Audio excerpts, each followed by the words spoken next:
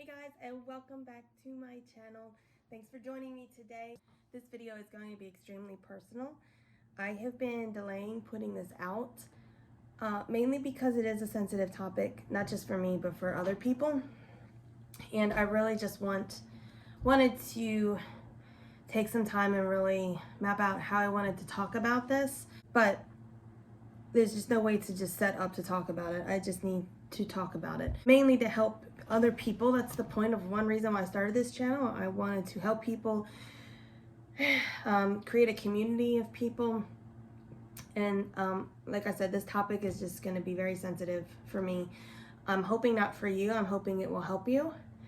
And it's probably going to be done in multiple parts because it's just a very long story. It's a very long journey that my husband and I went through. I may even ask him to join us one time to share his side of things because it's always good to get both sides. We're going to talk about our infertility journey.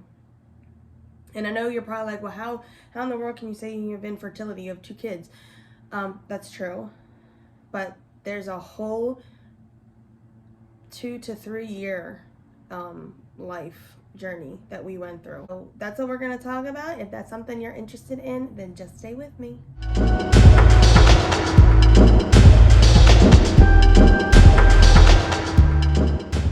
Okay, so I first want to start by saying what I'm going to talk about, what I'm going to say, the stories I'm going to tell. I hope they're not triggers for anybody, but there are some discussions in here that can get pretty real, and that's the point of this vlog today, is just to have some real talk, have some I have a little group called Girls in Real Life that I work with. So that's just going to be one of these moments we're going to talk about real life. This is really from my perspective and my feelings and what I went through in this journey. It's not to upset anybody, or if you have a different feeling about it or different thinking about it, that's totally you. And that's totally your personality, and what I am and what I've gone through in my life may be totally separate from your situation and your thought process. Again, this is just to help people get through if they're dealing with infertility, or just to be encouragement in general.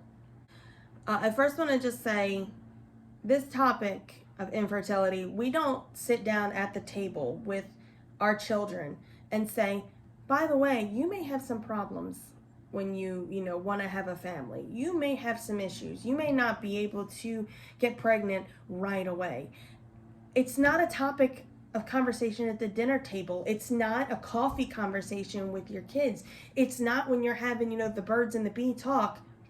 You don't take that time to talk about it because it's not thought about until it's not happening.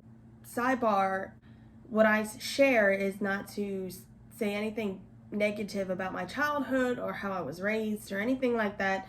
This is just observations from going through my journey.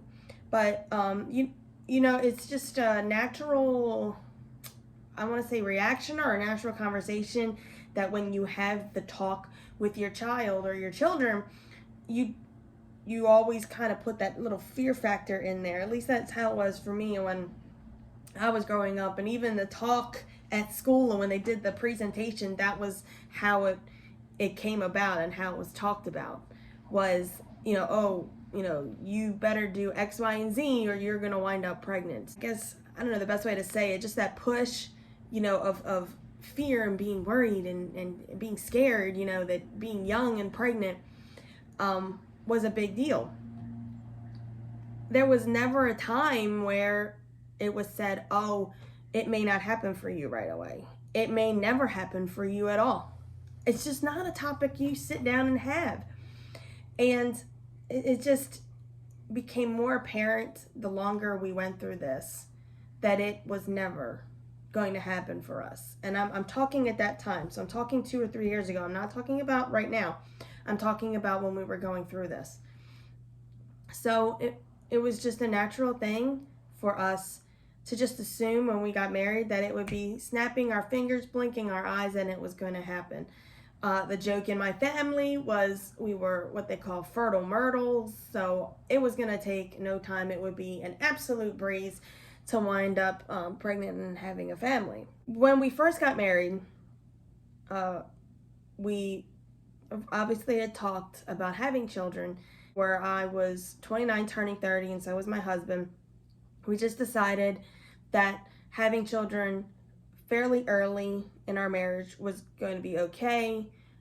We could manage it. It was possible. And so we began um, talking about having the family, about what, life, and with, you get really excited. You talk about it and you say, oh my goodness, this is going to be real and this is going to be how it's going to happen. Not exaggerating when I say this, but the first time I took a pregnancy test, the first month of trying, month 1, when I took the pregnancy test and it came up negative, I cried. I cried all night long. I'm not lying to you. I will bring my husband to tell you that is exactly what happened. I cried. I was so upset that the first try, it didn't happen. The first try, it didn't work. I was an absolute mess. And kudos to my husband. He was a champ and he grinded through with me and supported me. I'm positive he rolled his eyes often, either internally or even externally, and I just never noticed. But that was the extreme that I was at. That was where I wanted what I wanted so badly. I wanted a family, and I wanted it to happen like that. The longer that I went thinking that this should happen and why isn't it happening, it became a problem. Because what it did is it began already putting negative things into my head.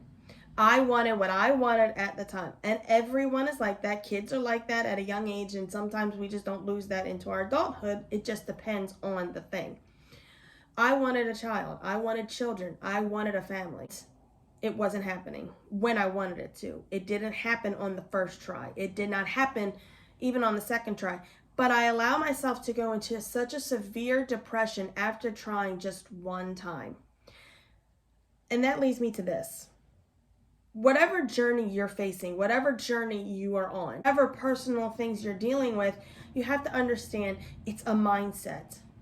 And I'm only sharing with you things that I learned after I went through all of this, after this 2 or 3 year process. I'm just sharing with you what I learned. I did not follow any of this at the time. Just to be real with you, I didn't follow any of it at the time. But what I had to learn and what I had to do was have a better and a stronger mindset about my situation.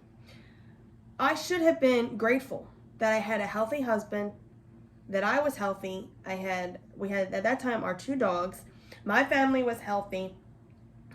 Financially, we were fine. We were able to pay our bills. We were both, I think then I had been promoted. My husband had gotten a promotion. But I was so obsessed with this one thing in my life, one aspect of my life that I literally had no control over. You've got to understand that too. You don't have control over this. And we'll get into that later, but you don't have control over it. I was so obsessed with that one piece in my life, this one piece of my heart that I wanted so, so badly that everything else was completely forgotten about. Everything that I loved, everything I was dealing with, everything that was happening, all of the memories we were making as a newly married couple, memories we were making as families, it was all just a blur. And to be honest, I don't remember a lot of what we did because I was obsessed with having a family. So if that is you, I get you. If that is you, I understand. If that is where you are, I'm with you. So don't think I don't understand that obsession of I want it, I deserve it, I should have it. I get that. But you have to stop. You have to stop obsessing, because it's not going to make anything happen any better, any faster, any more so than you want it to. You have to stop. Take a breath and take a moment to say, okay, what is going on in my life that I am missing because of my obsession? And again, I'm not just talking about fertility. I'm not just talking about having children. This could be anything in your life. What is that obsession causing you to miss out on? What is it, a blur in your life? Do you remember when you're dealing with all of this, Do you remember anything and everything that's gone on in the last week or the last month, even the last couple of days, that you've been able to enjoy without thinking about your obsession? I was there. I got you. I understand. But I'm telling you from experience, you have to just take a moment and breathe. And that's really why I labeled this video the way I did, Infertility, Just Breathe. Because that's what you have to stop and you have to do. You're going to miss out on so much if you're just worrying about infertility. You really will. And I get it. Like I said, I lived it. I'll give you a preview of what we'll talk down the road on. But we were told, absolutely not possible. It will never happen. By doctors. I have the medical proof that says it will never happen. But I just want you to understand that I do know. And I do get it. And I'm here. I'm here for you. You can ask whatever questions you want in the comments. And a lot of them might get answered in the later videos. But I just wanted to take a moment and introduce in this video what we're going to build on over the next several weeks, maybe several months. I'm not sure. I don't want to overload you with these videos and a bunch of information. So they're going to be in pieces. That was me, obsessed over having children. And there's nothing wrong with wanting that and having that desire. It's how you allow yourself to be, your mindset to be over that obsession. And if you're constantly just putting into your head, and avoiding and not looking at what's around you and what you have, the wonderful spouse you have or the wonderful significant other, whatever your circumstances are, if you're constantly looking at that and you're ignoring that, again, we'll talk more, that affects a lot more than just you. It affects a lot more than just you.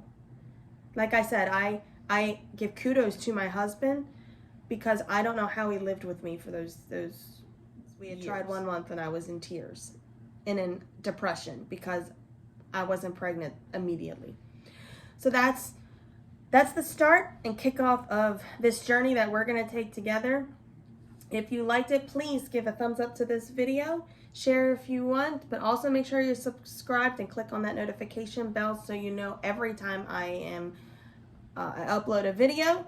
I want you guys to learn, hear my story. I want to hear your stories. I'm here to support you and help you. So if that's something you've liked, again, give this video a thumbs up. I hope to see you next time. Bye.